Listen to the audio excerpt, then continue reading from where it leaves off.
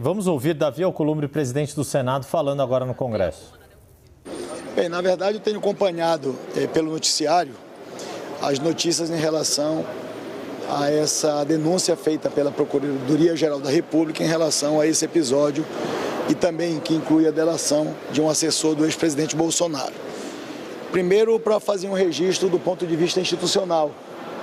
E é importante eu fazer esse registro até para a gente pontuar qual é o papel político institucional de um chefe de poder na condição outorgada pelos meus colegas senadores na eleição do dia 1º de fevereiro. Separar as questões políticas das questões jurídicas é fundamental.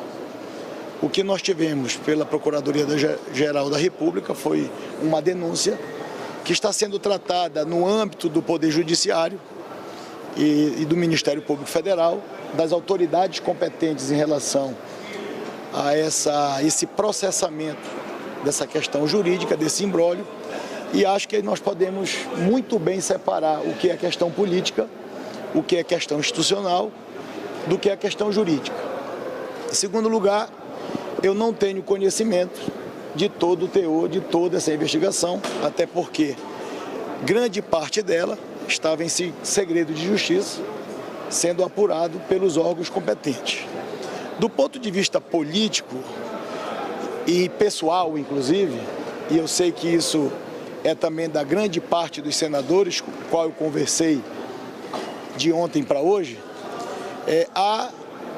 o meu entendimento do ponto de vista legal, que todo cidadão tem o direito da ampla defesa e do contraditório, para que ele possa provar a sua inocência no decorrer do processo. Nós estamos numa fase inicial do processo de denúncia e agora teremos, do ponto de vista jurídico, a defesa das partes envolvidas, muitos atores envolvidos, e isso é uma coisa que eu não gostaria de polemizar, fazendo mais uma fala que venha a levar o tom de que a gente exerça na política o papel que não nos cabe. Então eu quero ficar na política. Acho que ao decorrer desses depoimentos, decorrer do processo, nós vamos acompanhar o que acontece no Brasil, que a gente já contou vários episódios em relação a casos concretos, onde as pessoas foram execradas, denunciadas, condenadas e depois tiveram a sua inocência comprovada. Isso cabe ao judiciário.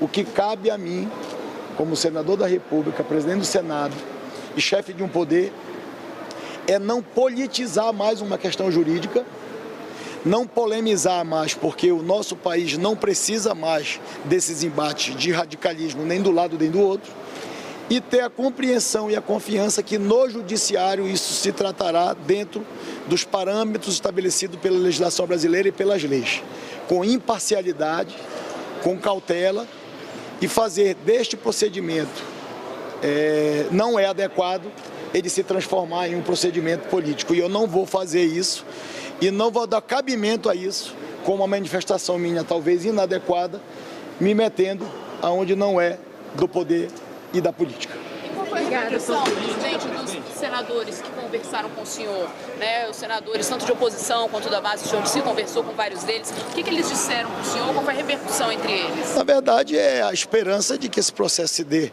com a maior imparcialidade possível, dentro do devido processo legal. E eu tenho muita confiança na justiça brasileira que assim será. Obrigada, em relação ao projeto da anistia, o senhor acha que está enterrado? Isso não é o assunto que nós estamos debatendo. Quando a gente fala desse assunto todo instante, a gente está dando de novo a oportunidade de nós ficarmos na nossa sociedade dividindo um assunto que não é o assunto dos brasileiros. E o resto a pagar, presidente? Resto a pagar é um assunto importante. Até voltei. Eu queria pedir para vocês e para a imprensa brasileira que a gente pudesse compreender esse projeto de lei apresentado pelo senador Randolfo Rodrigues. Isso é uma demanda do Congresso histórica, onde vários anos consecutivos o governo federal, a própria lei, prorrogou os restos a pagar. Do montante dos recursos dos restos a pagar de obras iniciadas e não concluídas de 2019, 2020, 2021, 2022 e 2023, nós estamos falando praticamente de 80% desse montante a 90% de recursos de resultado primário 1 e 2, frutos do desejo discricionário do orçamento público brasileiro de fazer. Ou seja, quase 13 bilhões de reais desse valor ficará a cabo do Poder Executivo, dentro do seu orçamento discricionário, decidir se dará continuidade ou não. Outra parte muito significativa desse recurso, e eu quero dar ênfase a essa contextualização, é, por exemplo, uma obra que se iniciou de um hospital, em qualquer estado brasileiro ou município brasileiro, e assim não é diferente de uma praça, de uma escola, de uma creche, de um centro comunitário, de um centro de convenções e por aí afora. Ela teve a sua primeira parcela liberada para o pagamento de uma parte deste recurso.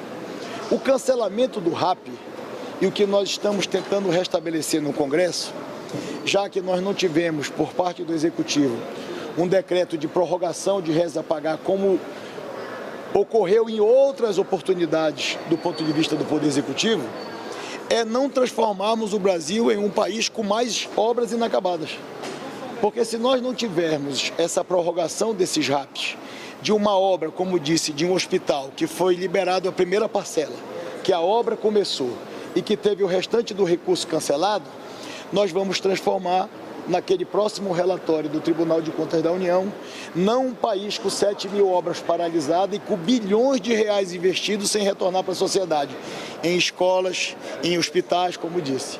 Nós teremos um novo relatório com mais outras 7 mil obras inacabadas, e isso vai causar, sem dúvida nenhuma, além de perdermos o recurso que é da sociedade brasileira, não devolvermos para elas os equipamentos públicos sonhados com esses recursos. Então, eu tenho convicção que nós estamos fazendo o que é certo, restabelecermos, não há nada, absolutamente nada de recurso novo, nós estamos apenas, no linguajar popular, salvando obras importantes nos municípios e nos estados brasileiros que foram iniciadas e teriam a sua paralisação por conta da determinação da não prorrogação. O presidente Lula vetou um artigo da LDO que prorrogava a possibilidade dos RAPs até 31 de dezembro desse ano.